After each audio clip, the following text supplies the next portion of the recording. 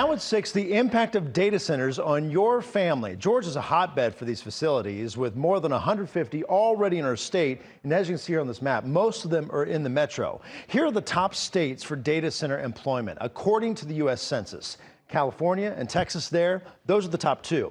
Georgia down here ranks in the top 5. These 5 states here combined account for more than 40% of data center employment.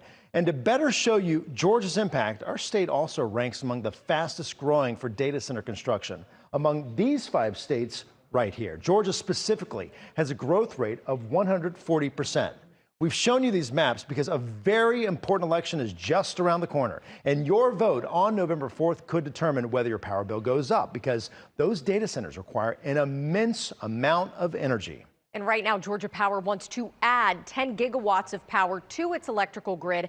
That is enough to run 9 million homes. But this power wouldn't be for homes, instead, primarily for those data centers. Atlanta News First senior reporter Patrick Quinn is live from downtown Atlanta. And Patrick, today started 3 days of hearings at the Public Service Commission around this issue. Now, Georgia Power says the energy boost is needed, but many of the public, well, they disagree.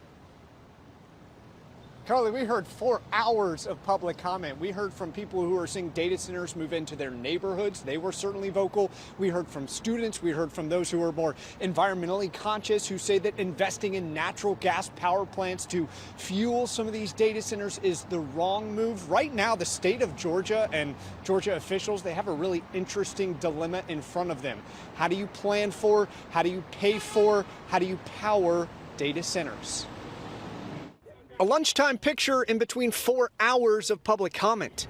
Power to the people! The issue, the people's power. Should the Georgia Public Service Commission approve 10 gigawatts, enough energy to serve roughly 9 million homes, to primarily power data centers? What is at stake here is generations of Georgians that will possibly be paying for this added infrastructure in the future that may never even be needed. Cindy Hutchins knows the impacts of data centers firsthand. She moved out of Fayette County when a data center moved in.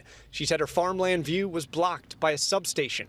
Then within months of settling in Troup County, another data center proposal was approved. And I thought, oh no, here we go again. In downtown Atlanta, the first of 3 days of hearings, Georgia Power urging commissioners to approve this 10 gigawatt boost, 60% of which would come from natural gas, to help power all the data centers in and coming to the state.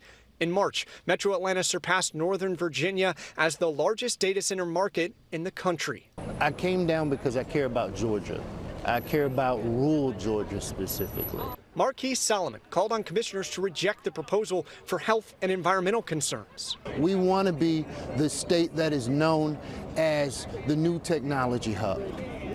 But we can't do that at the cost of our health, both financial, physical, and environmental. In January and again in April, the commission ramped up regulations on data centers. Georgia Power is also in a rate freeze until 2028.